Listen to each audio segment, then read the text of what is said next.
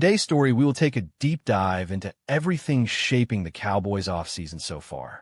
We will talk about coaching changes, roster uncertainty, free agency pressure, and most importantly, the future of the running back position.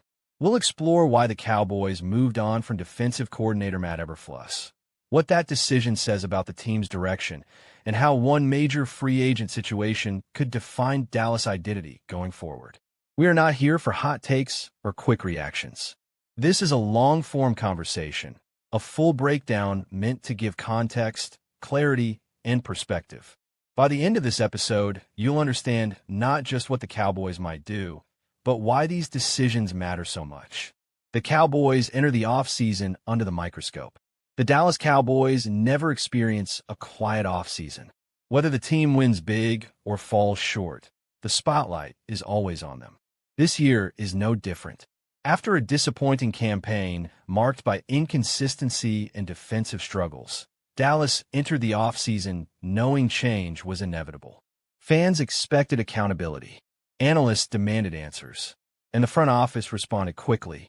The firing of defensive coordinator Matt Eberflus was the first major domino to fall, and while it may not have shocked anyone, it set the tone for everything that followed. This move was not just about one coach.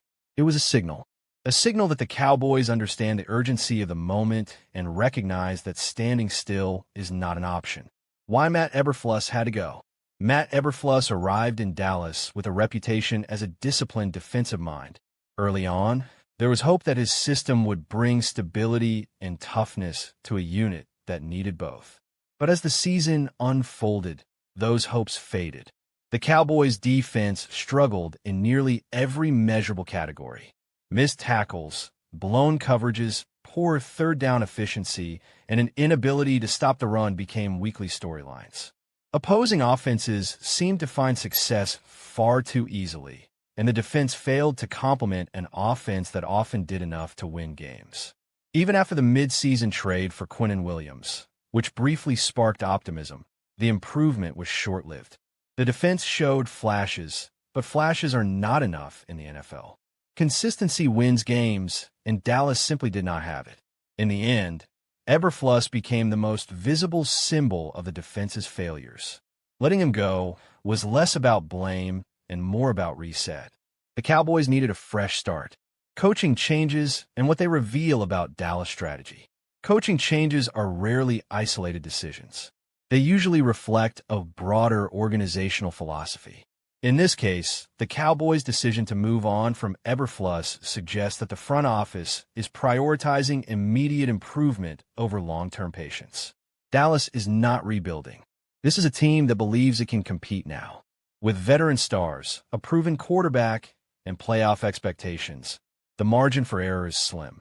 That reality makes every coaching hire, every roster move, and every contract negotiation critically important. The next defensive coordinator will need to deliver results quickly.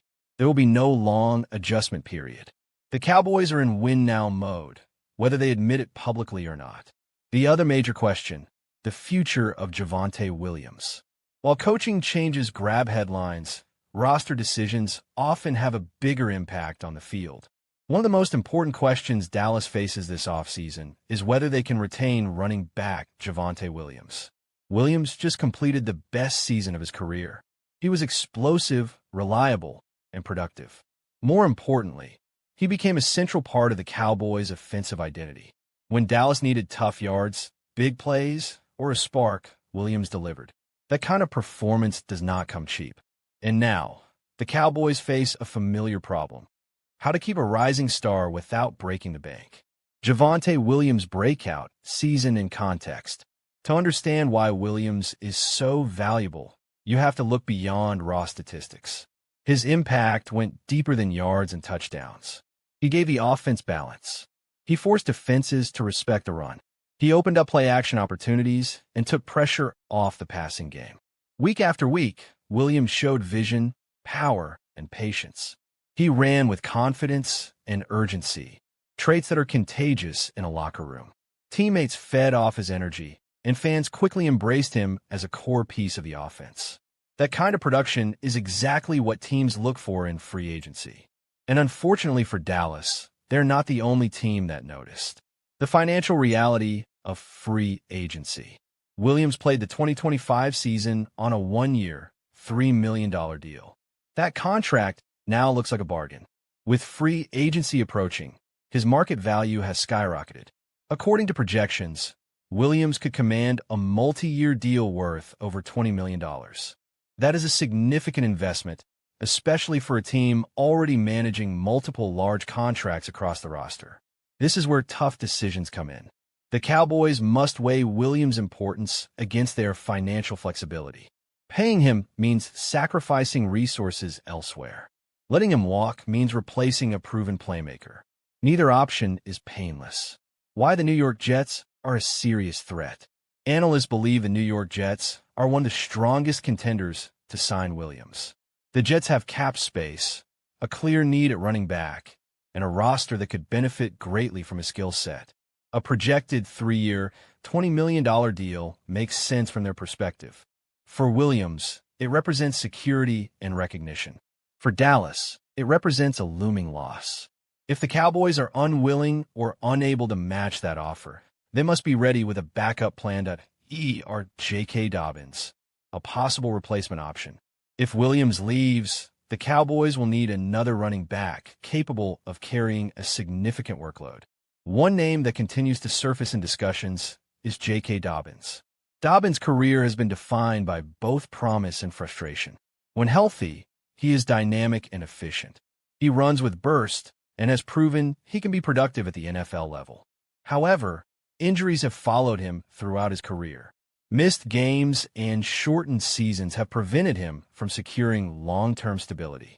That history makes him a risky option, but also a potentially affordable one. Why Dobbins fits the Cowboys situation? From a financial standpoint, Dobbins makes sense. A one-year, $5 million deal is manageable and low risk. It allows the Cowboys to replace much of Williams' production without committing long-term money. For Dobbins, Dallas represents an opportunity. A strong season behind a solid offensive line could rebuild his value and position him for a bigger contract in the future. This type of mutual benefit is common in NFL free agency. Teams take calculated risks, and players bet on themselves. Comparing Williams and Dobbins as players.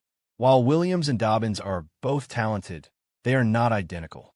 Williams brings more power and durability, while Dobbins relies on quickness and efficiency. Williams proved he could handle a heavy workload. Dobbins has been more effective in limited stretches.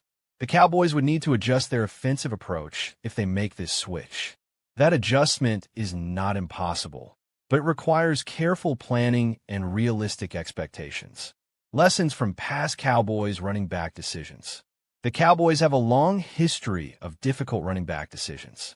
From letting productive players walk to investing heavily in others, the results have been mixed. These experiences should inform the current situation.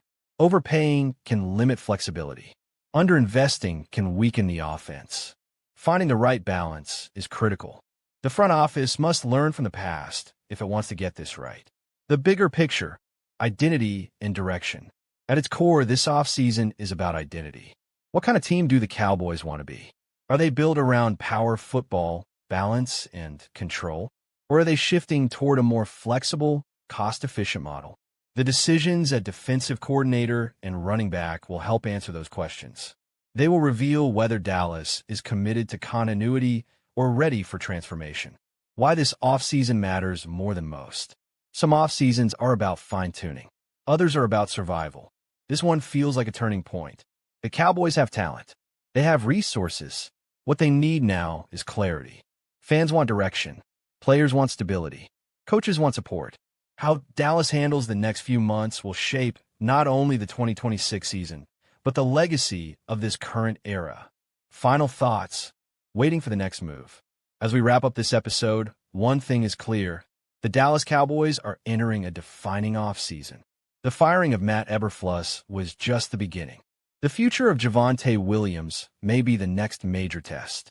Whether the Cowboys choose to pay their star running back or roll the dice on a replacement like J.K. Dobbins, the decision will carry consequences. For now, all we can do is analyze, debate, and wait. The answers will come soon enough. Thank you for spending this time with us.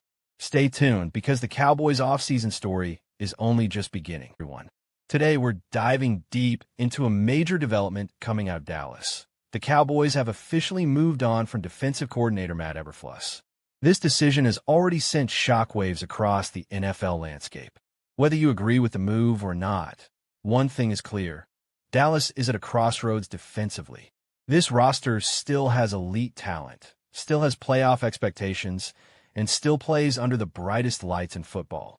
So today's episode is all about what comes next. We're going to break down 10 potential replacements, starting from number 10 all the way to the top candidate. We'll talk scheme fit, coaching philosophy, player development, locker room leadership, and, most importantly, how each candidate could change the identity of the Cowboys' defense. This is not hot take analysis. This is a real football conversation. So settle in, because this is a deep one. Why Matt Eberflus was fired. Before we talk replacements, we need context. Matt Eberflus came into Dallas with a reputation built on discipline, effort, and takeaways. His defenses historically emphasized hustle, zone coverage, and forcing turnovers. But over time, cracks began to show. The Cowboys' defense under Eberflus became predictable. Offenses learned how to attack the soft spots in coverage, exploit mismatches in the middle of the field, and neutralize pressure packages. In big games, especially against elite quarterbacks, Dallas struggled to adjust. Missed tackles, communication breakdowns, late-game collapses. When you coach in Dallas, good is not good enough. You're judged on January football, and ultimately, the front office decided it was time to reset. 10. Gus Bradley, 49ers assistant head coach. Let's start at number 10, Gus Bradley. Bradley is one of the most experienced defensive minds in the league. He's a longtime disciple of Pete Carroll, and his defensive philosophy is clear: cover, 3, speed, discipline, and rally to the football. With the 49ers, Bradley has worked in a system that emphasizes defensive line dominance and structured coverage behind it. For Dallas, this would represent a move toward stability rather than innovation. The upside? Veteran leadership, proven systems, clear communication. The downside? Bradley's scheme can feel dated against modern, motion-heavy offenses. Cowboys fans might see fewer creative blitzes and more conservative looks. Bradley would raise the floor, but maybe not the ceiling. At number 9, Clint Hurt. Hurt is a rising name, especially among defensive line coaches. In Philadelphia, he's been instrumental in developing elite trench play. His defenses emphasize physicality, gap discipline, and collapsing the pocket without excessive blitzing. For Dallas, this would be a trenches first hire. Hurt could unlock even more from the Cowboys' pass rush, particularly if the team wants to dominate up front and simplify coverage responsibilities on the back end. However, Hurt has limited experience calling full defenses. He's more projection than certainty. This would be a bet on development over reputation. 8. Jeff Ulbrich, former Falcons DC. Jeff Ulbrich checks a lot of boxes. He's intense. He's respected. He's a former linebacker who understands modern hybrid defenses. Ulbrich's schemes tend to be aggressive, blending pressure with versatile linebacker play.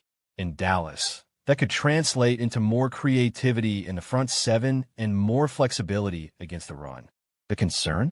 His previous defenses have been inconsistent, especially against elite quarterbacks. Ulbrich would bring energy and edge, but the question is whether he brings elite adjustments. 7. Aubrey Pleasant, Rams pass game coordinator. This is a fascinating name. Aubrey Pleasant has quietly built one of the strongest reputations in the league for defensive back development. His work with the Rams has emphasized coverage disguises, matchup-based game plans, and situational awareness. For a Cowboys defense that has struggled in coverage during critical moments, Pleasant could be transformative.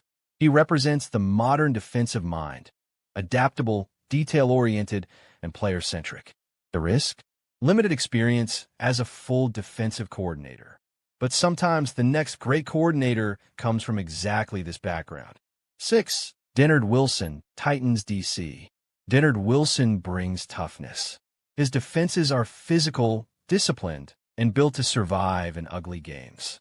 In Tennessee, Wilson has leaned on aggressive run fits and coverage accountability. For Dallas, this would signal a shift toward defensive identity over flash. Wilson could help the Cowboys become more reliable in short yardage situations and late-game scenarios. The concern is whether his style maximizes Dallas' speed and athleticism or restricts it. 5.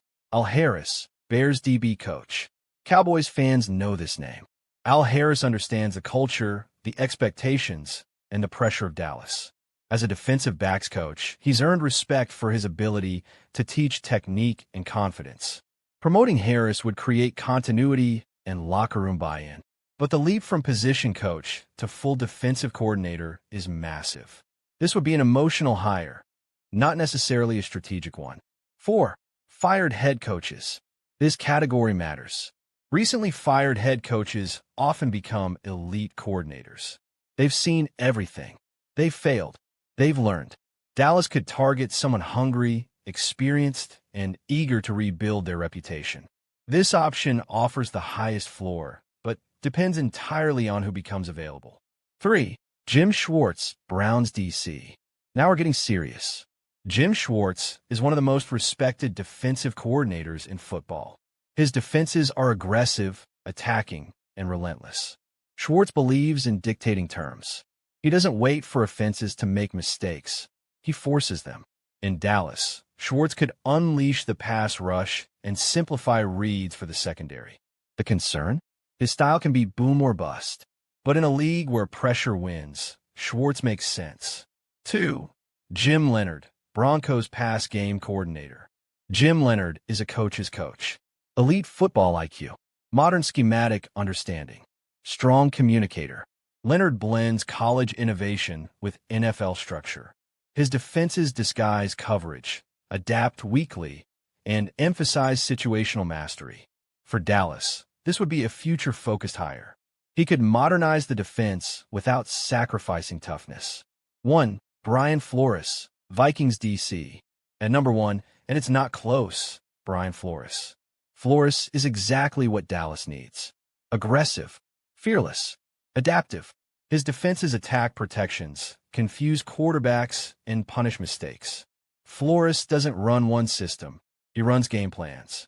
In Dallas, Flores could finally unlock a defense that dominates in January, not just September. The only question is politics, not football. The Cowboys are at a defining moment. This hire will shape their identity for years. Do they play it safe? Do they chase innovation? Or do they go all in for dominance? One thing is certain. This decision will tell us everything about where the Cowboys believe they are as a franchise. And that's why this hire matters more than people realize. Draft position. The Cowboys are officially locked into the number 12 overall pick in the 2026 NFL Draft. And that matters more than some people might realize. This wasn't just a random outcome. The Cowboys' loss to the Giants combined with the Falcons' win directly impacted the draft order, allowing Dallas to move up and secure a better position. In a draft that is shaping up to be deep at multiple positions of need, picking at number 12 puts the Cowboys right in the middle of the action. At number 12, the Cowboys are in a sweet spot. They're high enough to land a premium talent, but not so high that they're locked into one position or one type of player. This is the range where teams can react to how the board falls. If quarterbacks push elite defenders down, Dallas benefits. If offensive tackles rise early, defensive playmakers may be sitting right there. Flexibility is power on draft night, and the Cowboys will have it. As we look ahead to potential draft targets, one thing becomes clear very quickly. Defense is going to be a major theme. Linebacker, edge rusher, corner, and safety all show up when you start mapping out realistic options at number 12. That tells you a lot about how the Cowboys see their roster. This isn't about tearing things down. It's about upgrading speed, physicality, and long-term stability. One name that immediately jumps off the board is Arvell Reese, linebacker from Ohio State. Reese brings size, speed, and instincts, and he fits exactly what modern NFL defenses want at linebacker. He can move sideline to sideline, handle coverage responsibilities, and still come downhill with authority. Drafting a linebacker at 12 might not feel flashy to some fans, but it's the kind of move that stabilizes a defense for years. Reese isn't just a tackler, he's a tone setter. Staying with Ohio State, Sonny Styles is another name to watch closely. Styles is versatile, physical, and comfortable playing in space. He gives you flexibility in how you deploy your defense, whether that's as a hybrid linebacker, safety, or matchup piece against modern offenses. The Cowboys have struggled at times with versatility on defense, and Styles would directly address that issue. This is the kind of pick that defensive coordinators love, even if casual fans have to warm up to it. Then there's Caleb Downs, one of the most exciting defensive backs in the entire draft class. If Downs is available at 12, the Cowboys will have a serious decision to make. He brings instincts, range, and playmaking ability on the back end, something Dallas has been searching for consistently. A safety like Downs can erase mistakes, disguise coverages, and change the way offenses game plan. Drafting him would be a statement that the Cowboys want to control games defensively from the secondary out. Edge rusher is another position that cannot be ignored, and there are several names that make sense in this range. Reuben Bain Jr. out of Miami is a powerful, explosive edge defender who can win with strength and quickness. He brings energy, physicality, and upside. David Bailey from Texas Tech offers a different profile, with speed and bend that translate well to the NFL pass rush game. Keldrick Falk from Auburn is another intriguing option, known for his motor and ability to disrupt plays even when he doesn't get home. The Cowboys know that you can never have enough pass rushers, especially in a conference loaded with elite quarterbacks.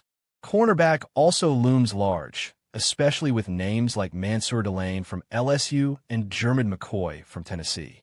Delane brings size and physicality, fitting the profile of an outside corner who can handle press coverage. McCoy offers athleticism and ball skills, giving you someone who can grow into a true number one corner over time. In today's NFL, cornerback isn't a luxury, it's a necessity. If the Cowboys believe one of these players can anchor the secondary, number 12 is exactly where you make that move. Offensively, there are a couple of names worth serious discussion. Jeremy Love from Notre Dame is a dynamic running back with burst, vision, and big playability. Drafting a running back at 12 is always controversial, but if the Cowboys believe Love is a true difference maker, it could reshape their offense. Meanwhile, offensive tackle prospects like Francis Magioa from Miami and Spencer Fano from Utah address long-term needs in the trenches. You win in the NFL by controlling the line of scrimmage, and investing in offensive tackle is investing in the future of your quarterback and your offense. When you step back and look at all of these names together, one thing becomes obvious. The Cowboys are positioned to draft a cornerstone player. This isn't about filling a temporary hole. This is about finding someone who will still matter 3, 4, 5 years down the line. The outcome of week May 18th have felt disappointing in the moment, especially with the loss to the Giants. But in the long view, it reshaped the Cowboys' draft future in a meaningful way. As draft season unfolds, the conversation will evolve. Board will change. Prospects will rise and fall. But the reality won't change. The Cowboys are picking 12th, and that pick could define the direction of this franchise. Whether it's defense, offense, or the trenches, Dallas has an opportunity to get it right. Cowboys Nation will debate, argue, and speculate all the way up to draft night. But when the card is finally turned in, we'll find out exactly how the Cowboys view themselves. This draft isn't just about talent. It's about identity. And at number 12, the Cowboys have a chance to choose who they want to be. Trade debate. With the Cowboys locked into the number 12 overall pick in the 2026 NFL Draft, the big question isn't just who they'll take, but whether they should stay right where they are, trade up, or trade back. And this is where philosophy comes into play, because how you approach this decision tells you a lot about how the Cowboys view their roster and their urgency to win right now. If the Cowboys stay put at number 12, they're betting that one of their true top-tier prospects falls into their lap. This is the safest option. No extra draft capital spent, no panic move, just letting the board come to you. In most mock drafts, this is where players like Arvell Reese, Sonny Styles, Caleb Downs, or one of the top edge rushers could realistically be available. Staying at 12 means trusting your scouting department and trusting that patience will be rewarded. For a front office that values discipline, this approach makes a lot of sense. But now let's talk about trading up, because this is where things get controversial. Trading up from 12 would signal that the Cowboys believe there is a true difference maker at the top of the board who cannot be missed. Maybe that's Caleb Downs if he starts slipping but won't make it past the top 10. Maybe it's a dominant edge rusher like Reuben Bain Jr., who the Cowboys believe can change games immediately. Trading up costs draft capital, and that's the risk. You're sacrificing future depth for present impact. The question is whether this roster is close enough to justify that kind of move. If the Cowboys trade up, they're essentially saying, we know exactly who we want, and we're not leaving it to chance. That can be powerful, but it can also be dangerous. Miss on that pick, and you've set yourself back not just for one season, but for multiple years. Cowboys fans have seen both sides of this before. Aggressive moves can redefine a team, but they can also haunt you. Now let's flip the script and talk about trading back, because this might actually be the most realistic scenario of all. Trading back from number 12 would mean the Cowboys believe the talent drop-off is minimal and that they can still land a quality starter later in the first round. This approach aligns perfectly with a team that wants more bites at the apple. More picks mean more chances to hit. If Dallas can move back 5 to 8 spots and still land a corner like Mansour Delane, an edge like David Bailey, or a tackle like Spencer Fano, while adding an extra second or third-round pick, that's a win on paper. The risk with trading back is obvious. You might miss out on your guy. If there's one player you truly believe in and he's sitting there at 12, trading back and watching another team take him can be painful. This is where conviction matters. Do the Cowboys have a clear top target, or do they see this draft as a cluster of similarly graded players? That internal board will decide everything. Now, let's put this into a mock draft context. Imagine the top of the draft goes heavy offense early, quarterbacks, offensive tackles, maybe a wide receiver or two. Suddenly, defensive players start sliding. At 12, the Cowboys could be staring at a dream scenario where Caleb Downs or Arvell Reese is still available. In that situation, trading back becomes much harder to justify. You take the player, turn the card, and don't overthink it. On the other hand, imagine a board where the top defensive names are gone, and you're looking at multiple edge rushers, corners, and offensive linemen with similar grades. That's when the phone should be ringing. That's when a trade back makes sense. You accumulate value, stay flexible, and let the draft come to you. This is how smart teams stay competitive year after year. What about offense? That's where the Jeremiah Love debate comes in. Taking a running back at 12 will divide the fan base immediately. Some will argue he's a game changer who elevates the entire offense. Others will say the value simply isn't there. In a trade-back scenario, drafting Love later in the first round suddenly feels more reasonable. Context matters, and draft position changes perception. When you zoom out, the mock draft and trade debate isn't really about one pick. It's about identity. Are the Cowboys a team that plays it safe and trusts development? Are they a team willing to take a big swing for immediate impact? Or are they a team that prioritizes volume and flexibility? Each option tells a different story about how the Cowboys see their window. At number 12, the Cowboys control their destiny more than people realize. They don't have to force anything. They don't have to panic. But they also can't afford to be passive. The best drafts are proactive without being reckless. As draft night approaches, the Cowboys front office will be judged not just on the player they select, but on the path they chose to get there.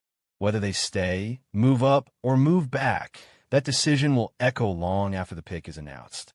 And for Cowboys Nation, that's what makes this draft so fascinating. This is the part of the year where everything slows down on the field but speeds up behind the scenes. When the games stop, the real work begins, and for this franchise, that work comes with pressure that very few teams in the league truly understand. The Cowboys don't evaluate seasons the same way other teams do. They don't ask if they were competitive or if they showed progress. They ask one question: did this team move closer to a championship? And once again, that question doesn't have a comfortable answer. Right now, The biggest cloud hanging over this offseason is the future of Matt Eberflus. Officially, no decision has been announced. Unofficially, around the NFL, the expectation remains that Eberflus is going to be fired. That expectation didn't come from one bad performance or one ugly loss. It came from pattern, inconsistency, missed opportunities, and a defense that never fully felt like it reached the level it was supposed to reach. In Dallas, you don't get unlimited time to figure things out.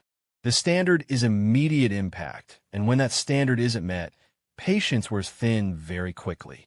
What makes this situation more complex is the timing and the messaging coming from the Cowboys themselves.